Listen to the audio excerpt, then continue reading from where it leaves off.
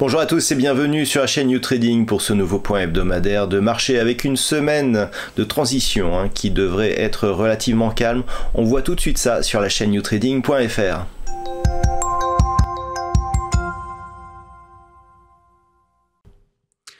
Voilà donc ce qu'il faut savoir pour cette semaine qui débute le lundi 5 juin 2023. Et nous allons commencer tout doucement avec donc pour la journée de lundi, eh bien une journée qui nous permettra de prendre connaissance du côté de la Grande-Bretagne en matinée des PMI des services et composites et du côté des États-Unis des PMI des services. Mardi, nous aurons en Australie, donc dans la nuit de lundi à mardi, une diffusion des taux, de l'évolution des taux de la RBA, la Banque centrale d'Australie, donc qui va communiquer sur l'évolution de sa politique monétaire. Du côté de la Grande-Bretagne, nous aurons le chiffre du PMI à la construction.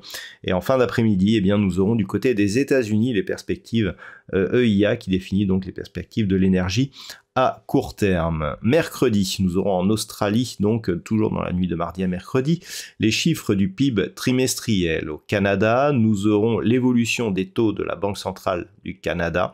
Du côté des États-Unis, dans l'après-midi, eh bien, nous aurons les stocks de pétrole brut.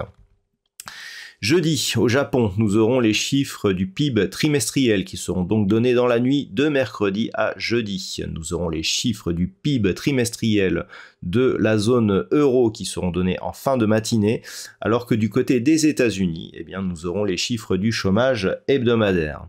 Et puis enfin, vendredi, au Canada, eh bien, nous aurons les chiffres de l'emploi.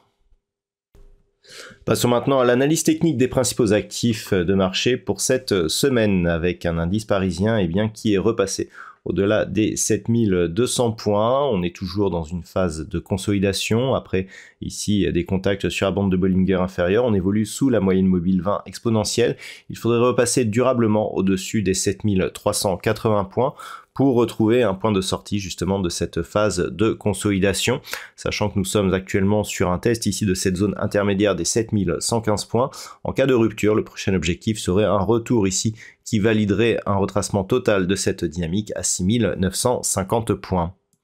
Au niveau du DAX, nous sommes venus au contact ici de la bande de Bollinger inférieure, mais les cours sont repassés au-delà de la moyenne mobile 20 exponentielle, donc nous sommes plus ici dans une phase de neutralisation avec une zone ici horizontale qui correspond à la zone de résistance que nous avions ici sur cette zone d'évolution que nous avions eu en mars 2023. Donc cette zone proche des 15 680 points semble avoir réagi comme support lors de la dernière phase ici de consolidation. Si les cours parviennent ici à dépasser cette zone des 16 270 points, eh bien on repartirait donc sur une dynamique haussière qui est la tendance de fond donc sur l'indice allemand. Au niveau des indices américains, le S&P 500 nous a envoyé un très beau signal haussier la semaine dernière, puisque cette zone majeure ici des 4165 points a été cassée à la hausse et lors de cette phase ici de consolidation, on a pu constater que ce niveau était devenu support. Donc les cours de S&P 500 sont repartis à la hausse. On a un objectif ici sur une zone de résistance majeure qui est très proche à 4318 points. D'un point de vue moyen terme, on voit ici que la cassure éventuelle de cette zone des 4318 points nous donnerait un très bon signal à portée moyen-long terme puisqu'il nous ferait totalement sortir ici de cette phase de consolidation par rupture de ce précédent point haut significatif. Donc ce serait un signal assez important. Au niveau du Nasdaq, nous avons une configuration ici en hebdomadaire qui est validée depuis maintenant quelques jours puisque la rupture ici des 13 760 points, dernier point haut ici lors de la phase de consolidation, a été validée il y a déjà quelques semaines. Donc si on revient ici sur une vue daily, on peut constater ici que la dynamique haussière, elle est accélérée suite au franchissement de la zone ici des 12 900 points. Nous avons désormais une dynamique qui est relativement forte avec des débuts de divergence baissière qui commencent à apparaître. Toutefois, dans ce contexte, on pourrait rapidement revenir ici sur la zone des 15 200 points. Ce sera l'objectif tant que 13 760 restera support de la dynamique.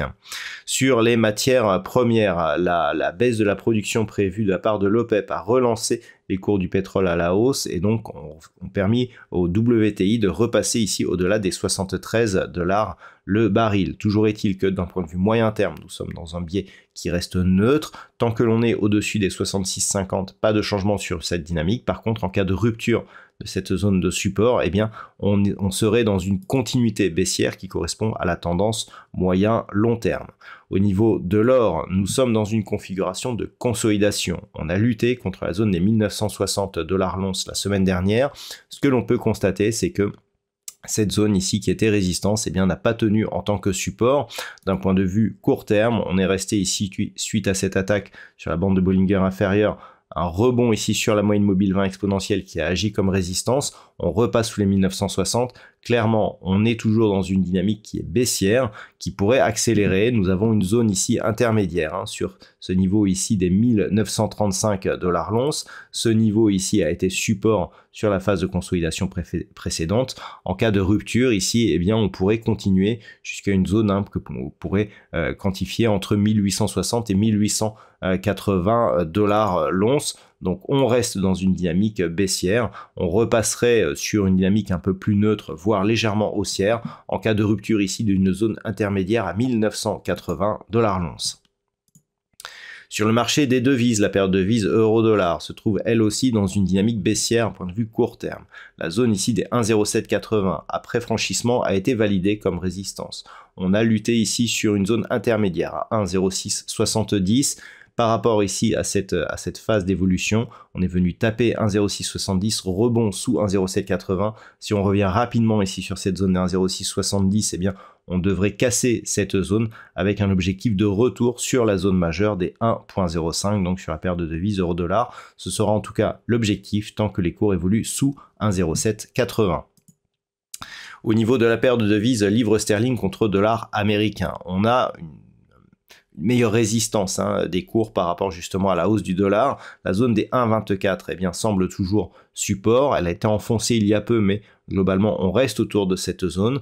Une rupture de celle-ci assortie eh bien, d'une poursuite au-delà des 1,23 nous donnerait des objectifs de consolidation qui seraient nettement inférieurs, puisqu'on pourrait revenir ici dans la zone 50-61,8, avec ici une zone intermédiaire que l'on pourrait quantifier sur des niveaux proches des 1,2170, donc comme objectif de consolidation. En cas de rupture, on pourrait revenir sur la zone majeure des 1,20, mais globalement et actuellement, tant que l'on reste ici au-dessus du retracement à 38,2% de Fibonacci, et notamment au-dessus ici des 1,24, la dynamique reste haussière et serait validée ici dans sa continuité sur rupture de cette zone des 1,2680, avec comme objectif prochain eh bien, la zone ici des 1,2840. On termine enfin avec les crypto-monnaies et le Bitcoin qui oscille toujours ici globalement entre 25 200 $ pour un Bitcoin et une zone ici proche des 28 500. La zone de rupture qui validerait la reprise du mouvement haussier se situe à 32 200 $ pour un Bitcoin, alors que sous 25 200, eh bien, il y aurait annulation ici de ce signal haussier qui s'était caractérisé par une sortie donc d'un range moyen terme dans lequel évoluait le Bitcoin durant plusieurs mois. Au niveau de l'Ethereum, enfin, on reste ici au-dessus de la zone de support des 1720 $ pour un Ether, avec ici une résistance de déclenchement qui nous validerait un signal de reprise du mouvement haussier si on repassait donc au-delà des 2000 $ pour un Ether, et avec une confirmation de rupture ici au-dessus des 2150 $ pour un Ethereum. Voilà donc ce que l'on peut dire pour aujourd'hui. Je vous souhaite une très bonne semaine sur les marchés. On se retrouve dès la semaine prochaine pour un prochain point hebdomadaire, toujours sur la chaîne youtrading.fr.